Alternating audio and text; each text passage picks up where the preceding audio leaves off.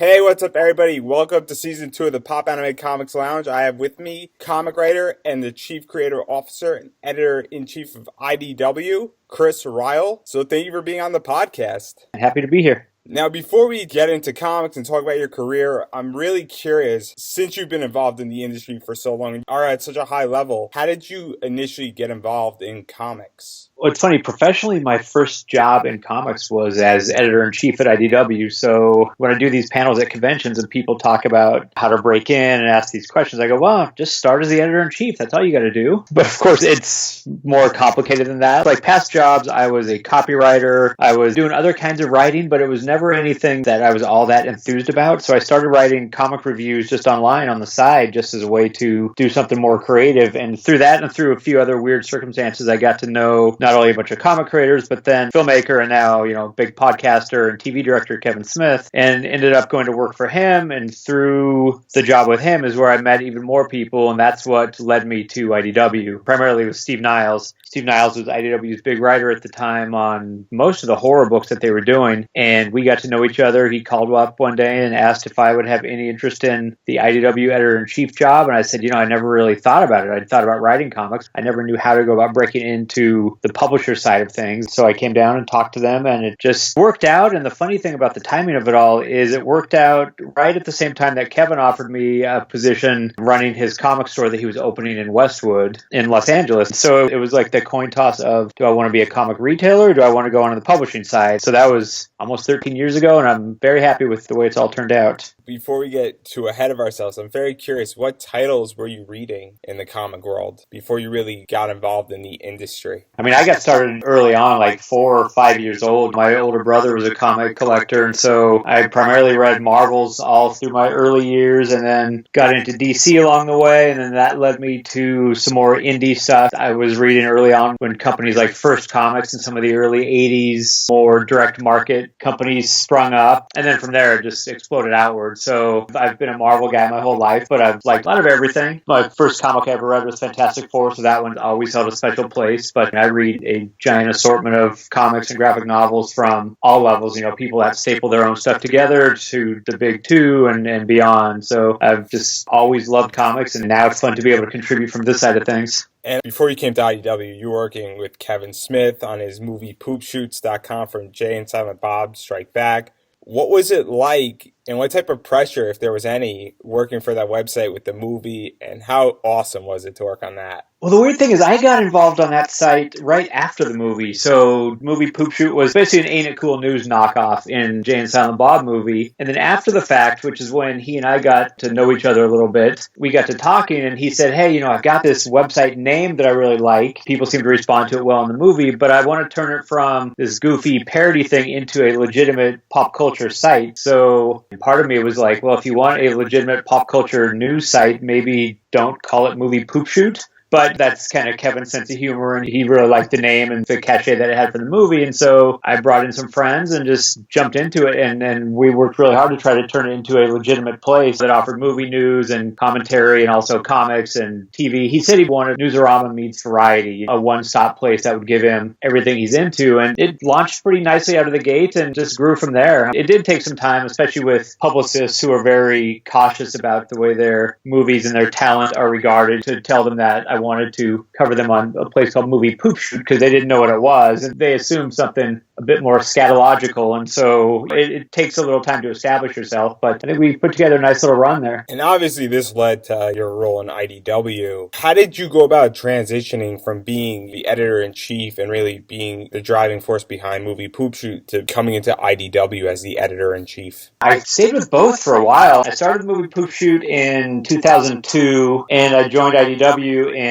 summer of 2004. And the website, I stayed on there for another 6 months until the work became just too all-consuming. So I gave up that one. But the Movie Poop Shoot thing actually probably prepped me more for the demands at IDW than any other legitimate job that I had. I'd been a corporate speechwriter and worked in advertising, worked in marketing, things like that. But being the editor-in-chief at Movie Poop Shoot, where I was putting new content up every single day and hitting these constant deadlines, plus hiring a lot of talent, that was all really good background that served me well coming into IDW. At the same time, I'll admit I had zero clue what I was doing at IDW. I didn't know how to edit comics, let alone be editor-in-chief and manage a bunch of different books and people, but you kind of learn by doing. So I reached out to Joe Quesada at Marvel, and one other person who'd been in the business a while. I've been editor-in-chief, and I just asked them a couple of questions, what I could expect, what sort of things to look out for, and they gave me a couple words that were helpful and jumped right into it. And now at the time, IDW had a few titles. How did you go about familiarizing yourself with how the company operates and the titles that you were working on as editor, as well as managing every little aspect of every other book? I read IDW stuff before I ever got to know anybody there or got to work there. I picked up 30 Days a Night off the shelves just because it looked interesting to me and I had no idea what it was. And that was a point where I was reading a lot of different things. So I was familiar with the company from that book, but I had no clue about them. They didn't seem to really have any kind of public persona or personality, really. As a Marvel kid, you grew up with Stan Lee and all the other editors there, making all the readers feel like they're part of a clubhouse. So that was one of the things at IDW when I came in there, is I thought, well, I want to try to give this company some kind of identity. I know they do these horror titles, but I didn't know anything else about them. And I figured, well, maybe there's a lot of other people that are the same. They'd heard about 30 Days of Night from Wizard Magazine or whatever else, but they didn't know what the company was really all about. So I spent that first couple of years really trying to help them define and establish an identity. And that identity at first was primarily horror titles with a couple licensed things, a little dabbling here and there like CSI. But it was when we got the Transformers license in 2005 that things completely took a turn from where it was and then became something vastly different and got on a lot more people's radar just because of that. And now before we get into the Transformers license, which everybody loves Transformers, otherwise you're not welcome on the podcast, I want to talk about one of the titles that you initially edited, which was the Angel series. And that kind of stuck with you for several years. How do you feel that you were the editor on that and then you grew with that book? Yeah, I got in there right at the start. The thing launched right after I joined, but the original creative team was put together by Jeff Marriott, and conveniently enough, the writer on the Angel book was Jeff Marriott. So it was Jeff, who was not only a big fan of the show, but he does a lot of licensed tie-in novels, so he was a good guy to launch the book, and that's where I met artist David Messina. So I've been associated with and been friendly with David now for well over 12 years. So Jeff put the team together and got it going. And we did some good things at the start. I got Peter David to work on a book, and I'd always been a fan of Peter's, and that's one of the joys of the job, is being able to reach out to these people whose work you've always liked and then getting to work with them directly on things. But I feel like Angel really reached its peak when Brian Lynch, who was not only a friend of Kevin's from back in the day, but he was a guy that I worked with a bit on movie Poop Shoot, and Brian had since moved to Hollywood to do some screenwriting. He told me he was a big Angel fan, and so we started doing some books together. First some Spike miniseries, and then really took off when Joss got a hold of Brian's stuff, and I really want to do the season 6 comic with you guys. So the entire time of doing Angel and the related titles with Brian, and then artist Franco Uru, that remains just one of the all-time highlights I've had working at IDW. It was just such a fun, invigorating time working with those guys. I miss working with them constantly. I certainly miss Franco.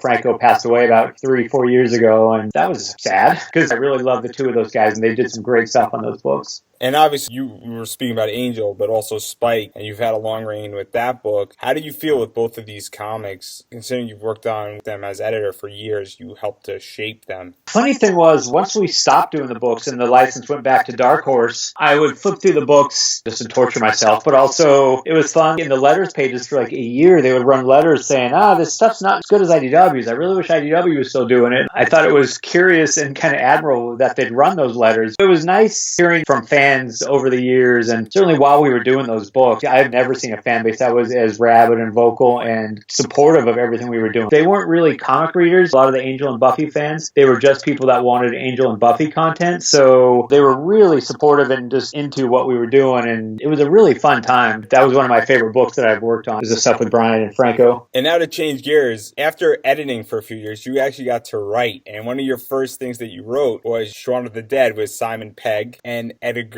Wright. What was it like writing your first comic and B, working with Simon Pegg on it? It was funny. So my very first paid comic writing work was a kill fee from Marvel from a couple years before I joined IDW, when they started this epic line of comics where they were trying to reach out to people who were comic industry adjacent, bring in new talent. So I was hired there to write a couple things. They never got published, and so they paid kill fees. And I go, well, that wasn't the most glorious way to jump into being a comic writer. So it was fun when Shaun of the Dead came about, and that was really early on in my time at IDW. That was probably early 2005 when I did that. I'd written some scripts before, like I say, those ones that were never published by Marvel, but I didn't really have the proper sense of how best to write for an artist, because my artist on Shaun of the Dead was Zach Howard, and there were times when I would write a page and I'd have multiple actions in the same panel, just writing more screenplay style. And he'd go, well, wait a second. You can't have one panel where a guy walks into a room, sits down and opens a beer or something like that. One panel is one action and that's it. And so I kind of drove him crazy, at least on the first issue, until I got a little better at flowing things sequentially on the page. And how much involvement was Simon Pegg in all of this? Simon wasn't really involved at that point, but I went and met with Edgar early on to talk about the comic and everything, and he was really into it. And so my experience with Simon on that was Simon seeing the artwork and going, man, this stuff looks great. And I think he got a couple pages, but other than page 1 of issue 1, which I got from Zach, just because really one of the first page of the first comic I ever got published, I think Edgar bought every other page from Zach. So both guys were really supportive and really just into what we were doing. And also around this time, you started to work with Ashley Wood, who you've continuously worked with throughout your entire career to really help get Doomed magazine off the ground, and you were nominated for an Eisner Award for one of your stories. How did all this come about, and how did that affect you as a writer?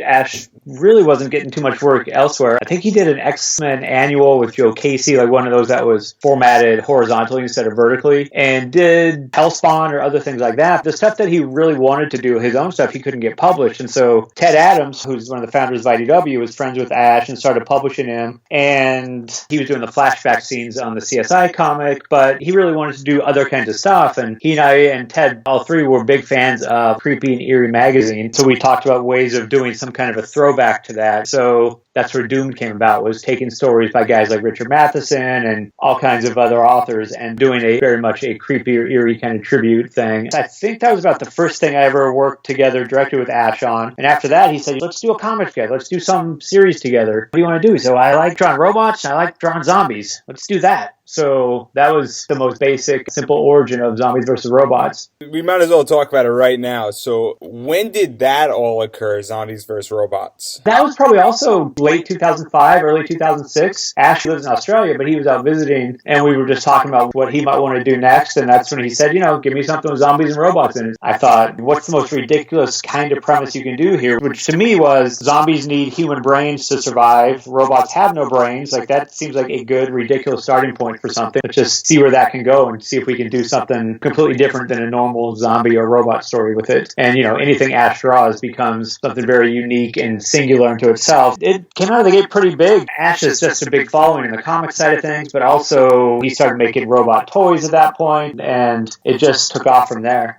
And there was a sequel to this comic, Zombies vs. Robots vs. Amazons. That was basically Ash going, the first comic was fun, but it was missing girls. Put girls in the next one. Every series I've done with him has been that same thing. Ash going, here's what I want to draw, and then me finding a way to contrive some story around that. So it technically didn't make any real sense. We essentially blew up the world in the first 2 issues. So what you do from there is then you bring in Amazons and push it into even more ridiculous areas. And now to talk about something that we just alluded to a few minutes ago, which is Transformers came in at the end of 2005, really took off in 2006, and has found a permanent home at IDW since. And the movies have come out. How did all of that occur, and what was your role in really helping to develop that property? At the start of it, I would say I was the key person that really got Hasbro to take a chance on us, because at that point, I'd gone out to Hasbro. Like, they opened up the field. They said, we're taking bids on a new Transformers comic after Dreamwave stopped. So we went out there and presented to them, and there's a lot of people in the room that were like, well, who are you guys? Like, why would we take you seriously when we've got publishers who have been in business for decades also bidding on this business? We were this sort of weird little upstart in the room. And I think that was actually what, over time, when the pitch process won them over, was some of the other bigger publishers who were bidding on the business owned their own characters and properties. And we sort of made the case that, look, we don't own something like a Spider-Man or a Batman. So if you guys come to us, you're going to be the biggest thing that we do. We're going to put every bit bit of talent and resources behind this and make this something really big and special, not treat it like just another thing that's under the stable of a company that's publishing 70 or 80 books a month. And I think that was initially what won them over, was just the idea that they were going to get that level of prominence from us. And your licensed title published by somebody like a Marvel or DC, you're never going to get the same level of creator talent that the company-owned characters are going to get. And so in this case, we were able to just really sell them on the fact that we were going to make them the biggest thing that we'd ever done to that point. I think it certainly helped having somebody like Simon Furman on board to write the book too, because Simon at that point was already a fan favorite among those fans. And while you were pitching, was there any hint that a movie was coming out, or were you aware that Transformers, the movie, would be coming out, and then the anime series eventually would be revived, and all of everything that would occur with that? There were whispers. I mean, there were no confirmed dates. There was no Michael Bay attached to it, but there was just sort of scuttlebutt that Hasbro was looking to develop Transformers as a movie. So that's when we thought this makes a lot of sense. It's going to make a lot of sense as a comic now, and the fan base is only going to grow bigger if that comes to pass. So we thought it was worth taking a shot at something like that and hoping it came to be. And luckily, in 2007, it did. And that was nice because it allowed us to not only do the old Generation 1 stuff for the hardcore fans, but then also do movie comics that were aimed at new fans and people that were just coming to Transformers because of the movies. That also allowed me to,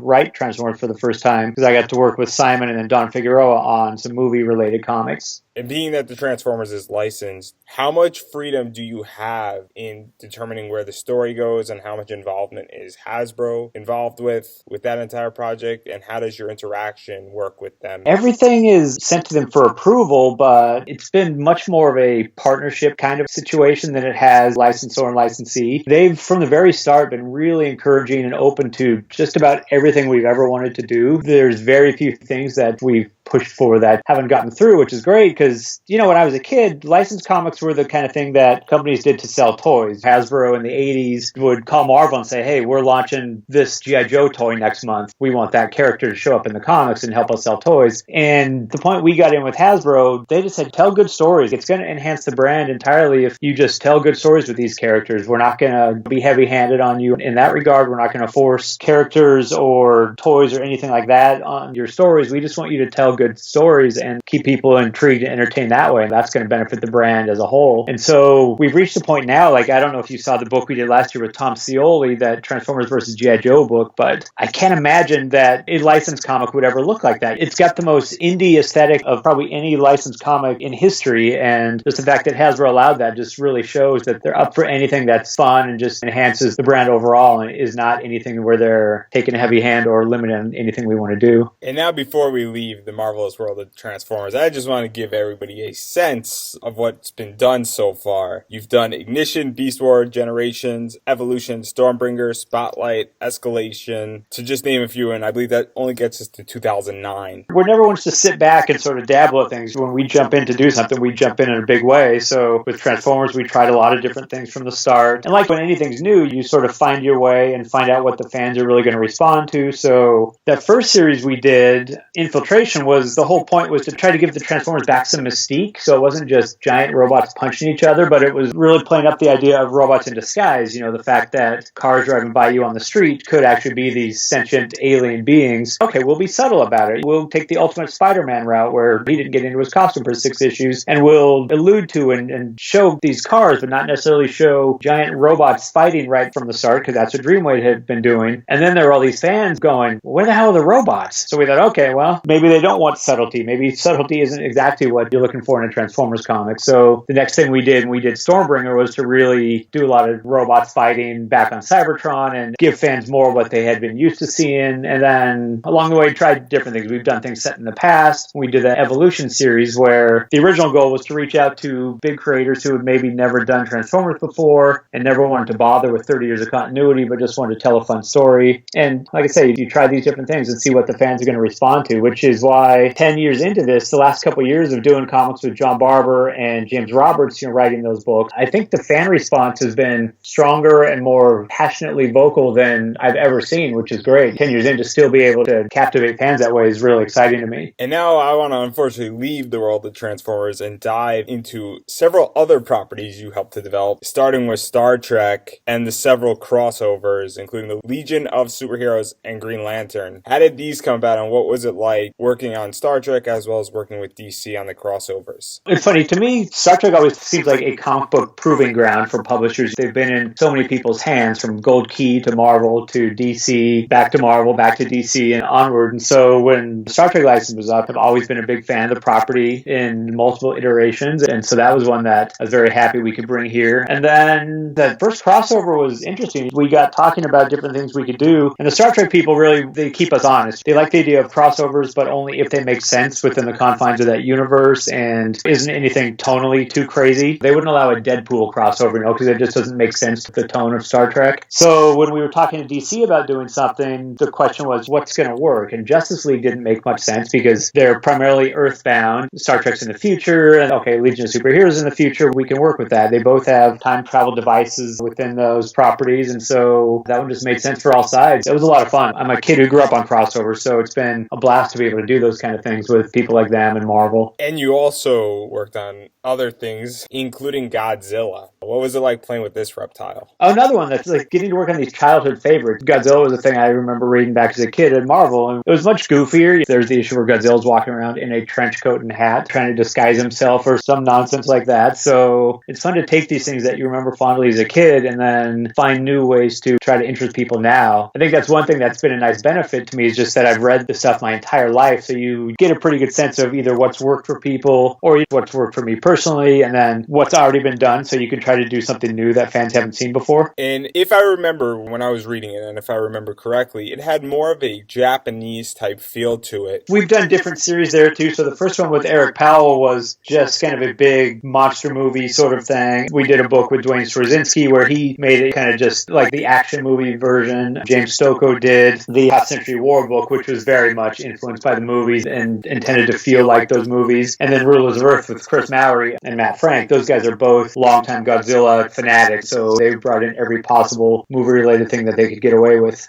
And then you also worked on a Doctor Who crossover. You worked on HBO's True Blood comic, as well as Back to the Future, 2080 Judge Dredd, to name a few, that you really helped to develop. What was the story behind these, and really going into some movies and going into some comics that date back to British heritage? The Doctor Who thing I was really proud of, because not only did we do the first ever Doctor Who crossover, like they've never allowed crossovers in novels or in any format before, so the fact that they let us do something in the comics was a lot of fun. And then the fact that we got to do the series where a lot of the different Doctors appeared alongside each other, another thing that they rarely ever go for, was also a thrill. So again, Doctor Who and Judge Dredd, there were a lot of those British properties that I read when I was a kid that I was always a big fan of, and so it's great to be able to bring those things here and give your own spin on what you would want it to be. And now IDW are licensing another big property, which is Teenage Mutant Ninja Turtles, which has had many comics as well as it had a crossover with Batman. What was that like for you to be involved with that project and really making that kind of happen? Turtles has been a blast because we're doing it with Kevin Eastman. To get to work with a creator on a property like that is something special beyond just licensing the characters themselves. But Kevin, who created the thing with Peter Laird, had been out of the fold for a while, and we reached him at a point when he was really excited about coming back and doing the turtle stuff. And I think every interview he does now, he says that he's having more fun than he ever had. So just getting to work with him, getting to know him personally, he's one of the most enthusiastic, encouraging, and creative people I've ever met in the business. And so that part in itself is great. And then getting able to do so many different things with the Turtles, the animated stuff and the new ongoing series that I personally feel is among the very best superhero comics being published today, if not the best. And then certainly the crossovers with DC doing the Batman, the regular universe, and now we're doing the animated universe version. And crossovers are always just the most fun because you get to play in all these different worlds and all these different characters in unique ways. These are just some of the licensed products that IDW has in their arsenal. How do you feel that since your tenure of coming in 2004 that you've really helped to expand IDW and bring them to being, I believe they're the fourth largest comic company currently? I certainly would never say I did this stuff without a great team of people around me, but I think all of us together have really made efforts since those early days of doing horror comics to push the company into all kinds of different areas. We've, for the most part, stayed away from things like like superhero books because Marvel and DC have that shorn up so well, but it's always been important to me and to Ted, the CEO, and other people there to make the company something that offers, if you want anything in comics that's not a superhero book, we've got something for you. We've got these old strip books and artist editions and things like that that present old classic material in these nice archival formats. We've got licensed comics. We do a lot of nice creator-owned comics, novel adaptations, anything like that that you might want to see in this format or this forum, we pride ourselves in offering. And then the last few years, too, it's been important to us to try to expand the audience of comics. Comics, for the most part, especially in the superhero side of things, are aimed so much at the existing reader that there's not as big a push to develop the next generation of comic fans. And so doing things like My Little Pony and the Disney titles and so many other all-ages things that we've done and getting those into the mass market in unique ways, like that's always been a big goal of ours, too, to make sure that we're developing that next generation of fans and not just preaching to the converted. And to talk about another great crossover, which is Mars Attack. That was at least our most lunatic crossover, yeah. Mars Attack is just a completely over-the-top, ridiculous property in itself, and so bringing the Mars Attack's aliens in to fight with and kill or get killed by some of the characters that we'd already been publishing was a lot of fun. Even bringing Kiss into things, and the Kiss story that I wrote involving the Mars Attack's characters, was very much just a tribute to the old Kiss comic from the 70s that I first read as a little kid, and so just getting to pay homage to the stuff that engaged you in the first place in comics is always a lot of fun. And what was it like working on a Kiss comic and really working with that property? When I grew up, my older brother gave me two things. It was love of comics and a love of Kiss. And so Kiss was that childhood band that I always listened to. And you can see how they go together. When you're a little kid, you look at Kiss and they look like superheroes and they show up in a comic book and blur those lines even more. So then finally getting to work with the band directly and getting to know those guys. My whole goal is keep doing things that impress 10-year-old me. And so that one certainly would have, like getting to know Gene Simmons on a personal level was interesting and fun. And Gene Simmons is very well known and the rest of Kiss is extremely well known. How much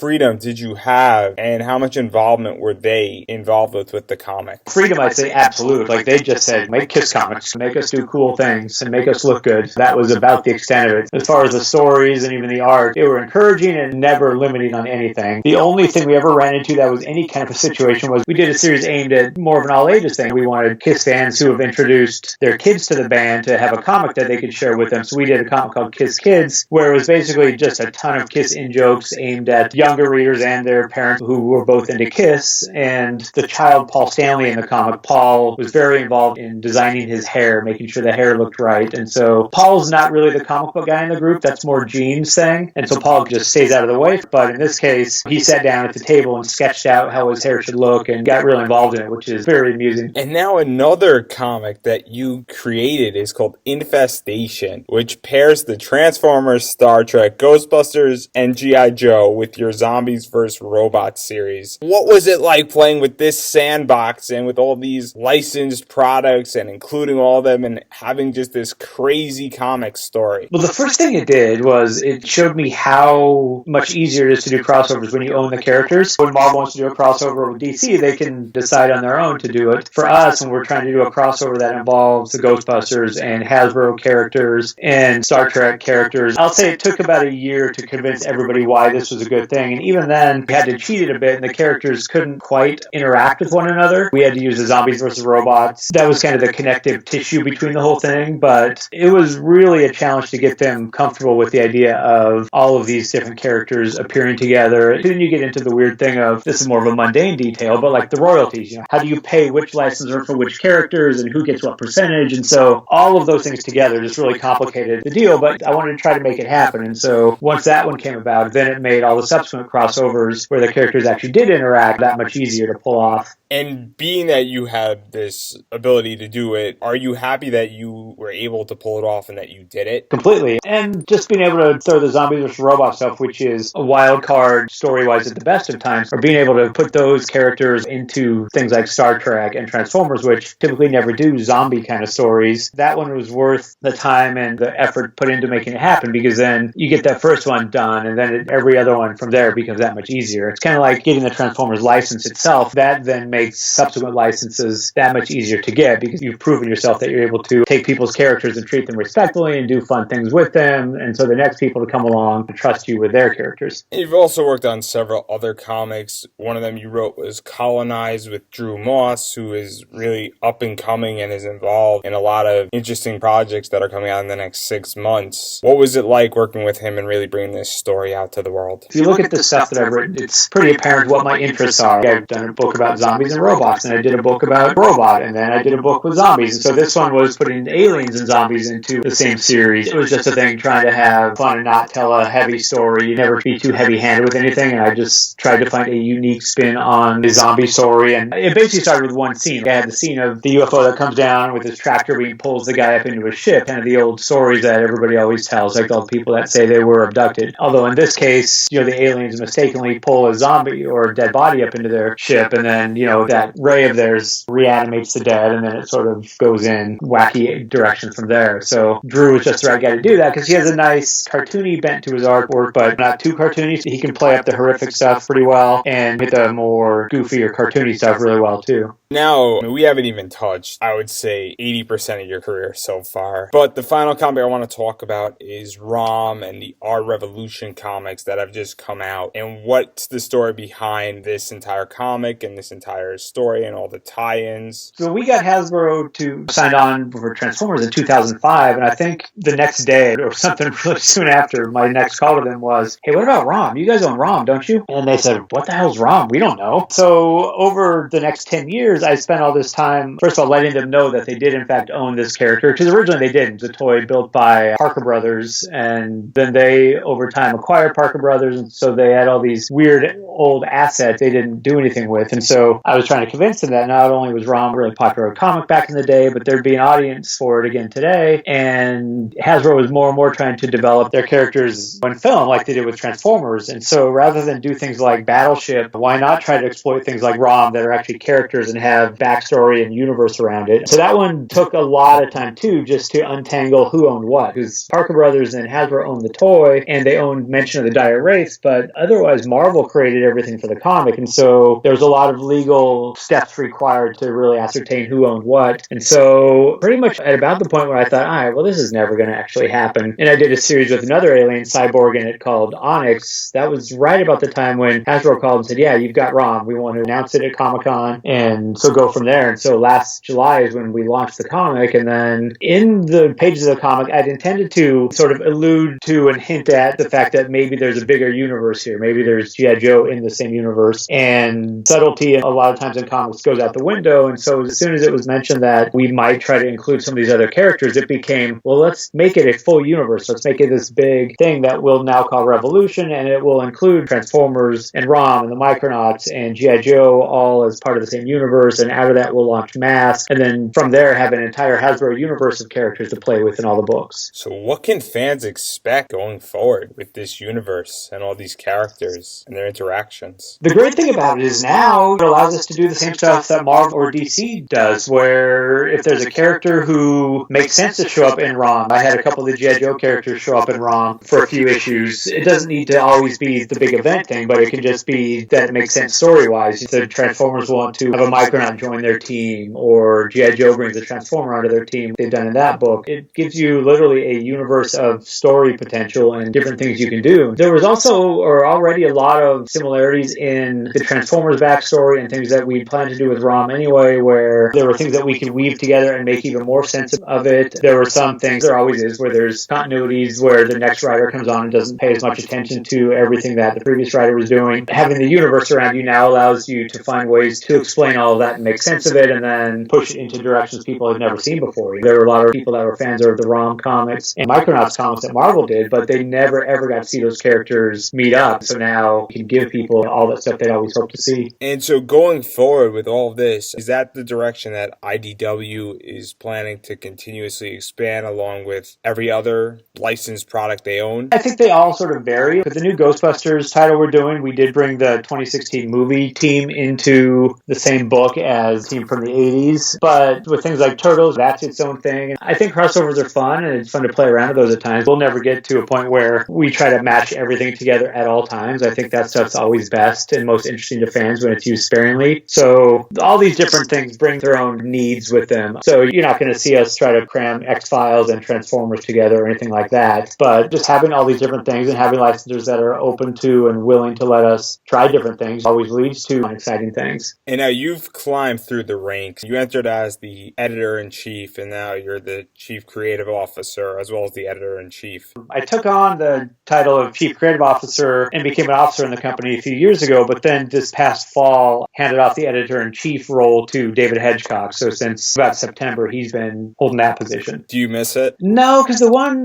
yeah. The challenge of it all was just both jobs have a lot of needs and they really need time that no longer exists to do them both properly. So I do miss having a more direct hand on some of the licensed books, but I really like the way the job has changed into figuring out more of what we're going to publish, who we're going to go after, what kinds of big picture things that the company should be doing. The thing I don't miss is the direct day-to-day schedule concern. That's the editor-in-chief's job too, on top of everything else, is to keep the books coming out on time, month in and month out. And after doing that for a decade, I don't miss that part of it necessarily. And this leads right into my question. As the chief creative officer of the company, what do you look for when people are trying to submit a book to IDW? It's funny, there's a lot of different factors that weigh in. In fact, we now have an editorial review committee that looks at things from different sides than I do. Once something passes muster there, then they sort of kick it up the ladder to see if it makes sense in the broader sense of things. But you look at the story the creators want to tell, if they seem to have a unique voice, if they're telling something in a different kind of way than you've seen before, if it fits alongside all the other stuff we've done. We end up passing on a lot of superhero projects because the market really wants from people beyond Marvel and DC to any great degree. And then you just look surely at the publishing schedule. Do we have space over the next 12 months or 18 months to even consider this thing? Do we have the manpower to put toward it and make sure that it gets proper marketing and treatment on all sides? And so there's a lot of different factors that weigh in. You talk to the book people, and is this a book that you think is going to have any kind of legs outside of just being a comic book? You know, the monthly comic, is it going to sell as a trade? Is it going to be a perennial kind of thing? There's all these different factors and sides that go into evaluating, but it all really always comes down to, do we like it? Same with license stuff. We never want to take on a license of something we don't necessarily have any passion for if it's just a thing for money, because it's not a thing that goes away quickly. You don't sign on for a license and do 4 issues and then it disappears. It's a thing you're going to live with for years, and so it certainly better be something that somebody at the company has passion for, because that's what always leads to the best comics. And also, people want to get involved in comics either as artists or as writers or editors or in some capacity of the industry. What advice do you have for people who want to become involved? At the root level of it all, because every publisher and every company has different ways of breaking in and different needs, and every single person to a one has a different story of how they got into the business. I'd say for people that want to get in, it's good to go to conventions, it's good to get talking to people. You don't necessarily need to pitch there, but just get to know editors, get to know people that are working the different publishers, because then from there you've got those connections, and when you do have a story you want to tell or you want to show, you can easily reach out to them and say, hey, can I show you this thing? But beyond that, go make comics. Like, making comics yourself is really the best way to get noticed. The old days used to be you'd throw stuff in a manila envelope, mail it off, and hope for the best, and hope there'd be a submissions editor that would be sorting through everything. The days of submissions editors who have all day just to look at new stuff are long gone. So that pile of submissions becomes very untenable for editors who are kept so busy throughout the day on just the books they're currently doing. So what really catches people's attention in today's world is when you do a thing and you get it out there and get your friends talking about it. You look at so many people that are working at Marvel and DC, and for us now are people that have either self-published, done stuff at very small publishers, just put stuff up on Tumblr and gotten noticed. The more you can get your stuff seen that way, the better it is, especially for writers, because I know how hard it is to get editors to actually read stuff. If you can get a comic drawn, even if it's not drawn the greatest, it's at least an easier read than trying to read a full script. I think making it yourself is a great start, because it also shows you what it takes to get a thing finished, shows you how to collaborate with other people, and it just gives you that thing that you can then show around to everybody. And finally, do you have anything you would like to promote? Twitter, Facebook, Tumblr, comics that are coming out, company news, website? I think I'm probably Chris_Ryall at most of them, but for the most part, I'd say we put out probably 60 some titles a month, and so I just encourage people who want to check out what we do, just hit the comic shop on any given week, and it's going to be something new and fun there for you. And personally, I'm really having a lot of fun on ROM with Chris Gage and the artists that are working on that, and then about to head out and do a bunch of conventions. So a lot of us at IDW will be at conventions throughout the States in the spring and summer, so I'd encourage you to come by, check out our stuff, talk to us, and get to know what we do. Hey everybody, thank you for listening to this week's episode of the podcast, and as always, you could find us on SoundCloud, iTunes, and Stitcher Radio, and anywhere else where you listen to your podcasts. And while you wait for next week's episode, you can check us out at popanimecomics.com for articles relating to anime, comics, and pop culture, as well as follow us on Twitter at popanimecomics. And we currently have a Patreon up and running. It's called Pop Anime Comics. You can find us on Patreon. Every dollar helps to keep this podcast up and running, so please consider donating. And if you can't donate, I understand completely, but write a review on iTunes. It lets other people know all about our podcast. So thank you for listening to this week's episode. And as always, have a wonderful week, and I will see you next week, everybody.